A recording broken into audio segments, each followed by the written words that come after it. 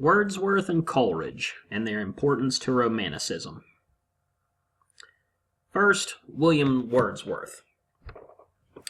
He was pretty much the first to introduce the poet's license to convey intensely personal individual expression. He stresses the importance of everyday emotion, everyday experience, and the imagination. And the importance of the impressions of children, because the romantic idea that they are closer to the transcendental truth, call it God, than adults who are farther from what came before birth. The spiritual realm, heaven, what have you, and common people, often the poor and marginal figures, those who are typically ignored. He was in favor of a more direct, plain, and authentic language in his poetry, not necessarily something elevated beyond the common language. And his nature poems certainly demonstrated an ecological consciousness. Don't need that. The 1798 publication of his joint effort with Samuel Taylor Coleridge, Lyrical Ballads, is seen by many as the beginning of the Romantic period. Now first, a little setup for you before you read and appreciate Wordsworth's We Are Seven, which focuses on the truth, in other words, one's own perception of reality, from a rustic wild child, an 8-year-old cottage girl, who is playing and eating by the nearby graves of her dead siblings, Jane, who is the first to die, and then her brother John. But notice there is a very novel philosophy on her part of the existence in terms of living versus dead of these two departed siblings. This poem is a meditation on the understanding definition of such taken for granted ideas as death and community, and demonstrates the beauty of individual interpretation and experience.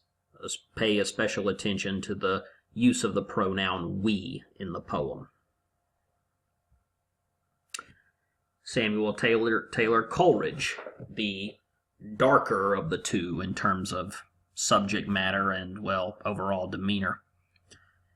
His poems tend to be, as opposed to Wordsworth's, supernatural poems with exotic and foreign settings and focus on the strange.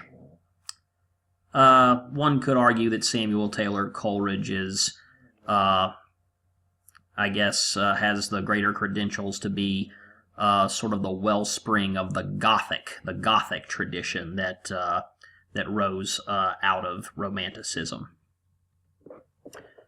But he had a social consciousness as well, particularly anti-imperialism, anti-British imperialism, and anti-slavery. And his approach to Romanticism was far, I guess one could say, less optimistic than Wordsworth's.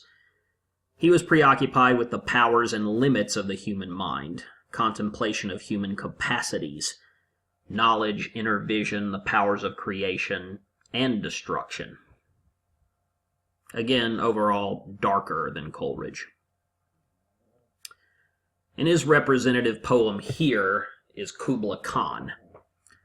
Now, some things to consider about Kubla Khan. The preface is as equally important as the fragment of the poem itself. The poem is a fragment.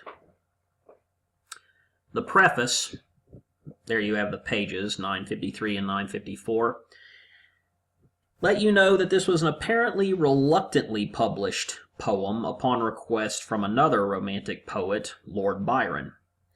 It was based on a lucid opium-induced dream. Yes, unfortunately, Samuel Taylor Coleridge was a lifelong opium addict. Before dozing, he was reading Samuel Purchas's His Pilgrimage, a travelogue, and specifically a section describing the palace of Kubla Khan, or Genghis Khan.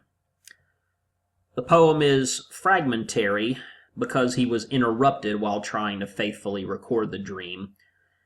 So it contains a fragment, and it contains a fragment from another Coleridge poem, The Picture, to communicate the futility of trying to recapture a moment's inspiration.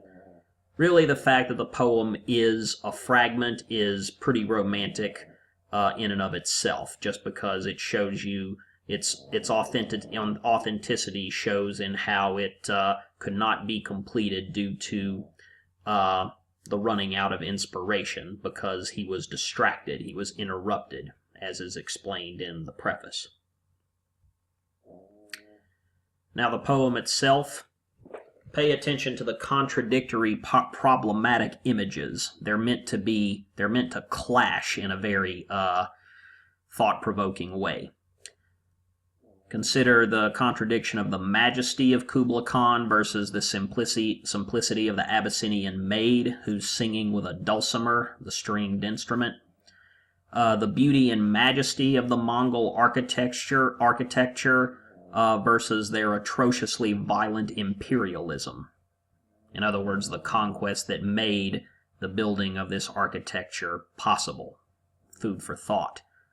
And reverence versus dread, those mixed emotions, the mixed emotions with which you look at the legacy of Kubla Khan as portrayed in this poem, described as holy dread in the third to last line. There's also supernatural imagery in the poem. For instance, the deep romantic chasm, or a savage place that is haunted by a woman wailing for her demon lover. The mighty fountain bursting from the chasm, creating the sacred river running into caverns in the ocean, and the tumult of which Kubla Khan interprets as ancestral voices prophesying war. All of which describes the mythology behind the creation of Kubla Khan's impressive palace or pleasure dome. Consider what those contradictory images are supposed to mean, given what I've already described in terms of Coleridge's preoccupations in terms of his subject matter. Okay, good luck on your discussion questions.